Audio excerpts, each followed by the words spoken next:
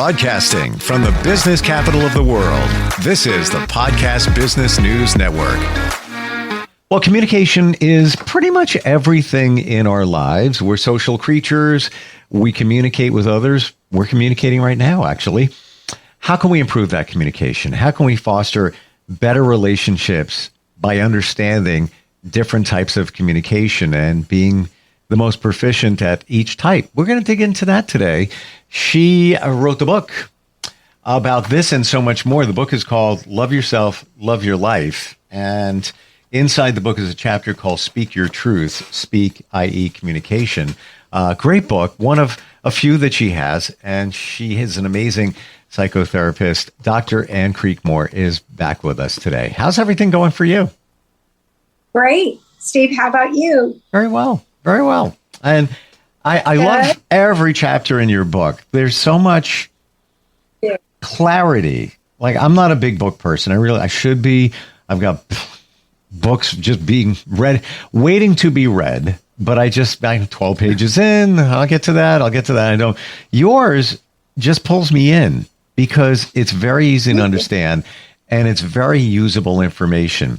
Should we start here with the different categories of communication? Sure. That's a great place to start. Yeah. Okay. We've heard some of these before. Passive, aggressive, passive-aggressive. They are independent of each other. When we talk about passive communication, how would you define that? Well, passive communication is when you act like the other person has all the rights. You don't have any rights. You just bottle up your feelings, your needs. You don't share. You just be quiet and don't share your own needs. And of course, if you can't share your feelings and needs, no one knows, and you're not probably going to get your needs met. So it's not a healthy style of communication. Okay. Aggressive, kind of self-explanatory, but let's explain it. We're communicating. Sure. Right, exactly. It's when you act like that you have all the rights and the other person doesn't have any rights. You express in a way that's verbally or mentally, emotionally aggressive. By saying you messages, it's call away or you, by saying you're doing this wrong, you need to do this different, you kind of put down the other person, what they need to do or what they're not doing right. And of course, that's not a very healthy way of expressing, because it's acting like they don't have any rights, any needs. You know everything. You're telling them what to do. And the other person usually gets defensive and starts saying, you back to them. Well, you did this and then you did that. And so nobody's listening. Nobody's working anything out. So it's just not a very effective form of communication either. The I and the you. I always try to say us as opposed to the I and the you. But what are your overall thoughts on that? Well, I mean, that's fine. That's fine. When we get into the healthy one, assertive, there's a form called I messages where you talk about your own feelings and needs. And that's the healthy way compared to the passive or the aggressive. Or the passive aggressive, which is a combo being passive and aggressive, but indirectly.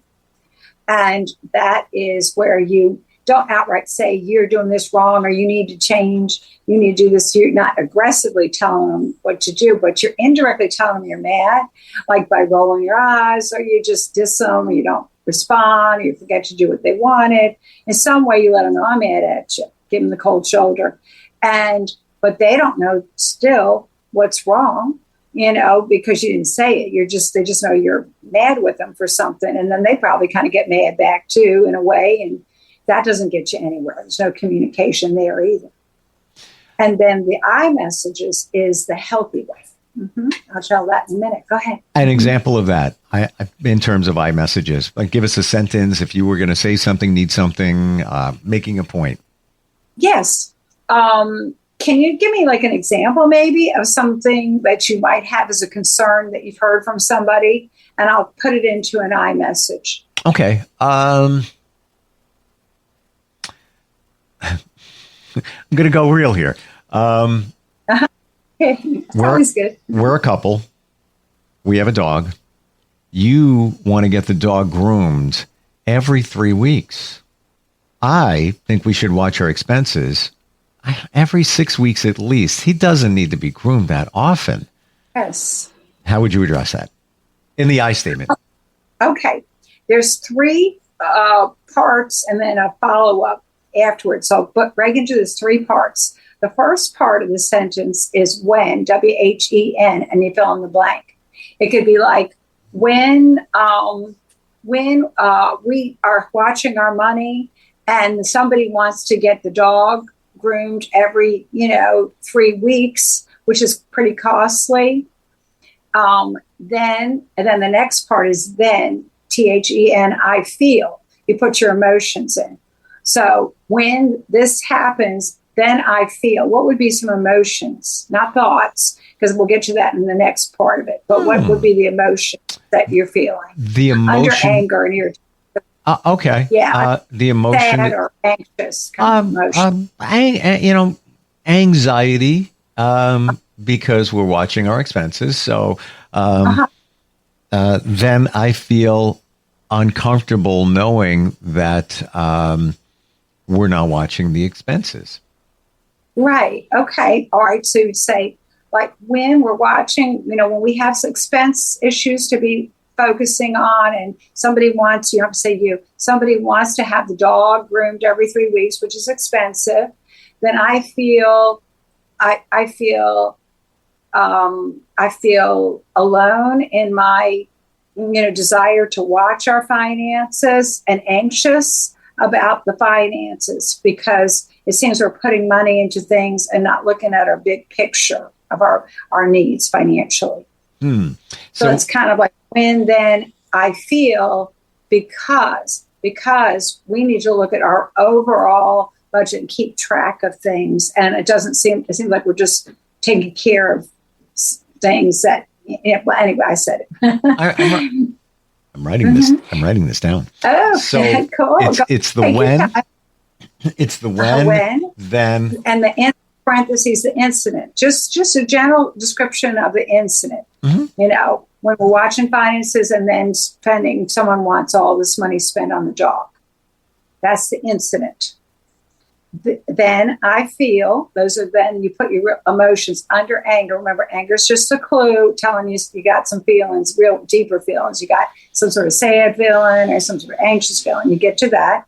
And you said you're feeling anxious. And I got that you're feeling kind of alone in your quest to keep the finances on track. So you felt alone and anxious because that doesn't seem to be, the finances aren't really being looked at in the big picture in your needs, all overall, y'all's needs. Does that, so the last one is the thought process because, and then introduce the thought process parentheses. And this is called the I am? I message. I message. My feelings, my needs. Gotcha. And people can't usually get mad at you. I mean, people have a right to have their feelings and needs. And if you're feeling alone or you're feeling, anxious about something, that's a healthy way. People generally might even say, oh, I'm sorry or something. And then after that, that's when you make the final step is to make a small, specific behavior request. So what would be something, and you can write that if you want, and but because then and it's small, it's not like a big request. So please start thinking, using your noggin and thinking about finances. That's a big request. It's a very small thing. It's like, would you, what would you suggest? What would you ask as a small behavior request? I would appreciate it if you keep closer watch on what we're spending. Okay. I like that. I'm just going to say that that's even bigger than what usually the small specific behavior request is. Okay. Is that even saying, because you're kind of saying like, and what if a lot of people aren't interested in, aren't savvy or great at the big picture of watching, what you could say is, you know, you could say, would you consider sitting down with me so we could kind of look at our budget together, maybe come up with our expenses, our income and our outgoing, and see. So that's really all you're asking. The small is, would you mind sitting down with me and letting me kind of show you a little budget or what I've written up, or doing it with me. Being proactive. Yeah, being proactive. So, and it's kind of concrete, and the person might consider it. Yeah, I'll listen to what you have to say about the budget, or you show me something. It's not like I have to change my whole financial perspective, and really get to be a financially savvy analyst of our stuff in a way. The other is kind of larger. You see what I'm saying? This is more like a real little thing. Would you sit down with me and we look at I could show you some things, our budget, what's coming in and out, or we could do it together so we can see what we can afford. Just a little meeting. And I like how it's put on the other person so that they can be part of it. Absolutely. And who's going to say, when you say, would you be okay sitting down so we can look at things, et cetera, et cetera? Yeah. You're putting them in the driver's seat. And right. It's a request. They don't have to say yes to it. It's a request. That's your small request. Yeah. And then they can choose to say yes or no. But mostly if you make it small enough, like just sitting down, talking and looking at this, they usually will probably say yes. Right. And you're not, it's not like you're being a dictator and not saying, don't spend any more money. No, we need to take a look at it. Would you be okay sitting down for a few minutes and taking a look at it? So, yeah, I mean, it puts them in the driver's seat because now they need to make the decision. They need to, you're not telling them, we need to sit down and talk about this. No. Not your message, you. Right. Exactly. So I feel they have their freedom. And they can their rights are respected, and your rights and feelings are respected, and so are theirs. Mm-hmm. Are there other types of communication other than these four major types? Well, there are variations on communication.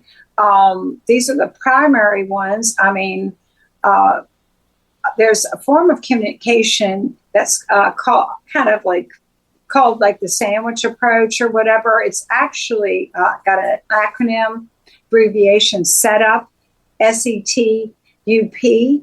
And this actually comes from a book called I Hate You, Don't Leave Me. It's actually about kind of, if you will, borderline personality disorder, or people who are kind of toxic or difficult to talk to. The idea of they hate you, and they going with that, and it's a little difficult changing up.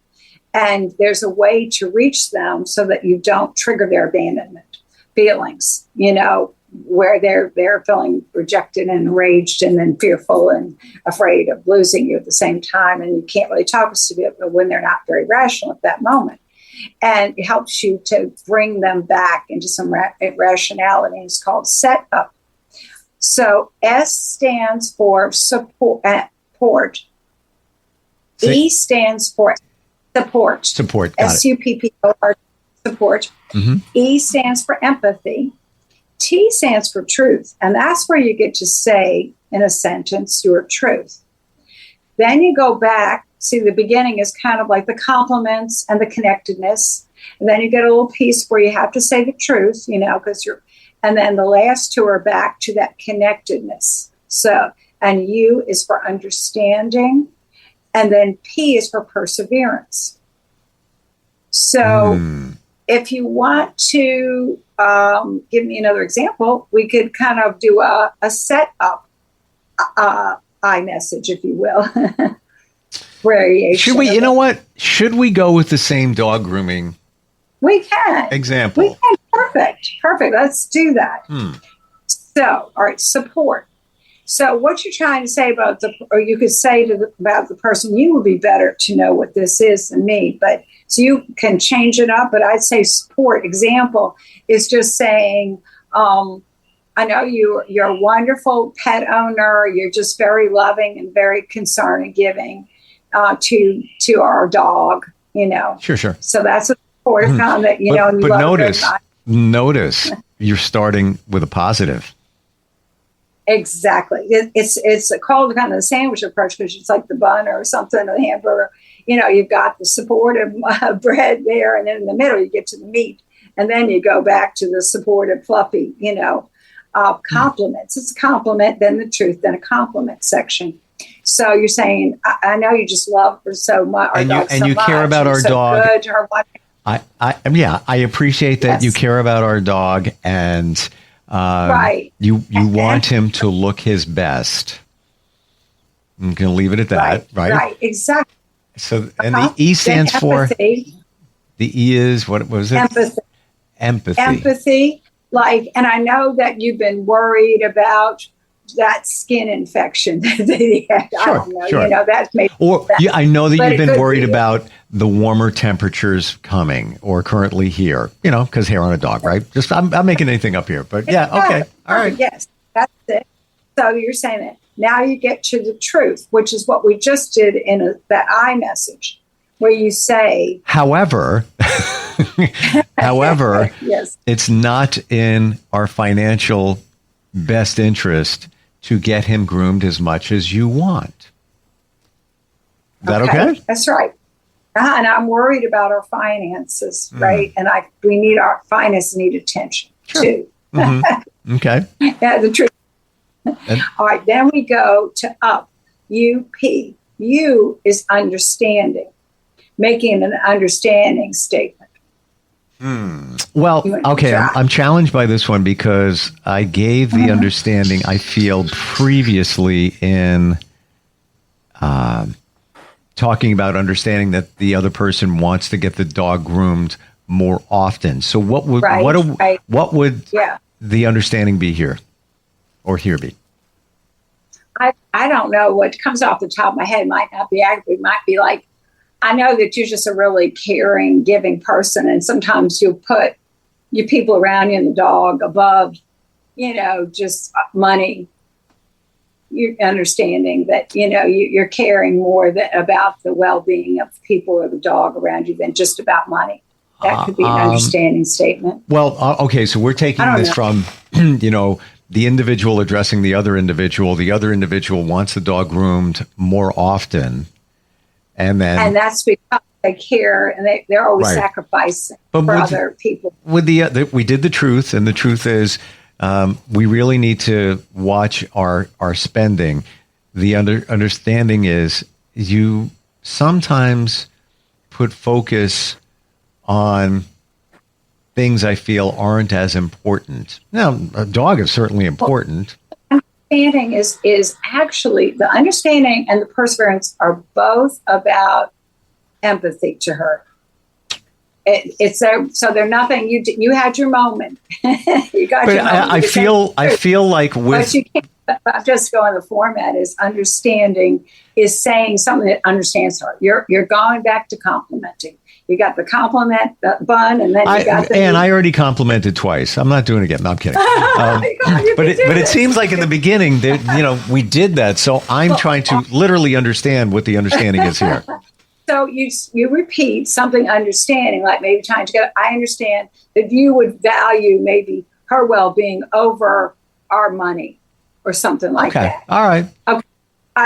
And then the perseverance is also, in a sense, a compliment, but it's really to deal with that abandonment, avoidance of triggering that abandonment feeling or rage about being abandoned.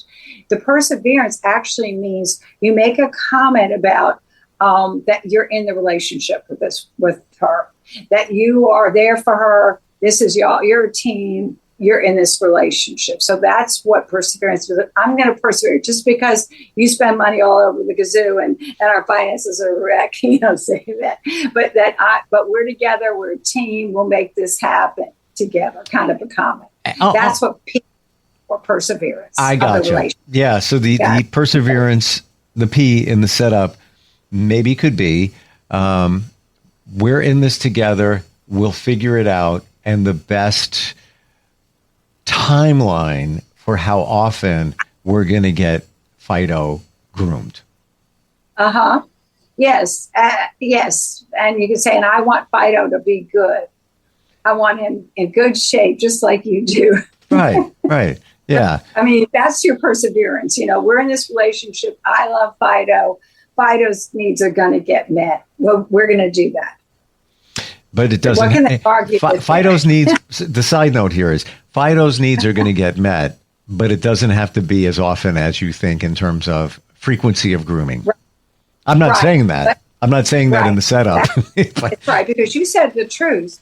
We have got to be aware of our finances that, we're having. And the truth is that we have to know what to find, so know what we can afford so we can stay financially afloat. That's the truth. It's almost, it goes back to the notion of kill them with kindness, because that's really what's going on here. There's a lot of positivity. There's a lot of kindness. There is the truth, but the truth, as you said, now I fully understand it. The truth is sandwiched by, call it the empathy, the understanding, and all of that. So it's a very positive model, the setup. Right, because you could always get your own little grooming kit if somebody was interested or she was interested, and do some grooming on your own if you feel there's a little something out of place. There's so many solutions. If you're in that, like you said, as a teen, you care about Fido. You want Fido to feel good and be clean and groomed, and you'll work on it together. Mm-hmm. Yeah, so, and that could be as simple as, instead of getting Fido groomed every 3 weeks, we do it every 6 weeks. Exactly. And then if you get some clippers that you feel it needs a little something, you'll do it. Right. Or you should do it. But make sure it'll be okay. And if the concern is, Fido's nails are growing, well, we'll get a clipper. We'll look on YouTube. We'll figure out the best way to do it. Interesting. It's kind of the way it always should be done. It always, like, even with when I return an email or even a text, I don't want to say always, I most often start with a positive. And usually there's a show of gratitude, because there's always something to be grateful in. Thank you, dear Ann, thank you for your thoughts on how to communicate. And on and on. There's always something there that you can be positive with when you engage. Absolutely, there is. And then, and more, of course, we connect to good, to the positivity, the better we're going to create that in whatever situation we're in. So, yes. This is great. And you can just... This is this was, isn't it? This was a learning experience and a fun one at that, and a reminder that, we need to be positive, but I love the sandwich effect where you're, I don't want to say camouflaging your motive, but it's surrounded by the positivity, and it's real, it's genuine. I appreciate the other person caring enough that they want the dog to look good, but maybe that's their choice. And, let's look at it a different way. Fantastic. This is just a piece of what you offer when you work with people, in terms of sessions, moving their life forward, realizing, couples communication, all of that, and it can be done virtually. Psychologytoday.com, is that the best place to find you, Ann? I think we might have lost her. It's so funny. Before we got on here, we were talking about technology and how there can be sometimes challenges. I believe she's frozen there on the Wi-Fi. Yeah. If I recall correctly, psychologytoday.com. Look up Dr. Ann Creekmore, and you'll also find details about her book and so much more. We'll be right back.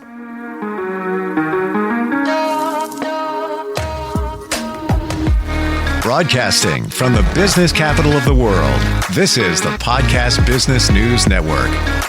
Adopt US Kids presents What to Expect When You're Expecting. A teenager. Learning the lingo. Today, I'm going to help parents translate teen slang. Now, when a teen says something is on fleek, it's exactly like saying, that's rad. It simply means that something is awesome or cool.